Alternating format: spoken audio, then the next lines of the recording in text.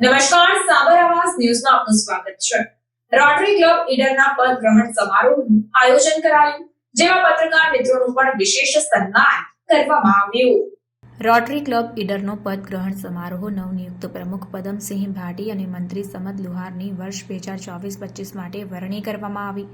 Installation officer જગદીશભાઈ પટેલ, સમારોહ અધ્યક્ષ Pratapbhai Chaudhary, chartered president doctor BT Patel, Kuldeepsinh Jadeja મહેમાનોને વિશાળ સંખ્યામાં આમંત્રિત અતિથિ હાજર રહ્યા હતા.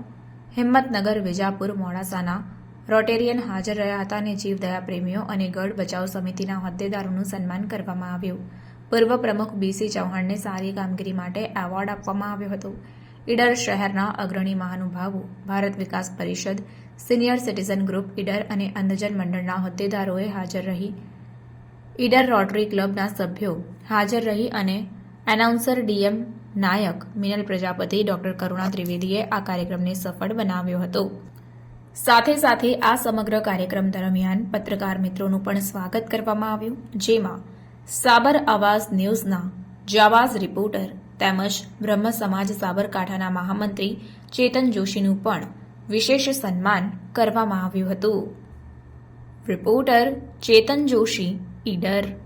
આવા ન્યૂઝ જોવા માટે સાબર આવાઝ યુટ્યુબ ચેનલને સબસ્ક્રાઇબ કરો અને લાઇક કરો, જેથી હવે પછીના દરેક સમાચાર સબસ્ક્રાઇબ કરેલા હશે તેઓને નવા સમાચારની માહિતી મળી જશે.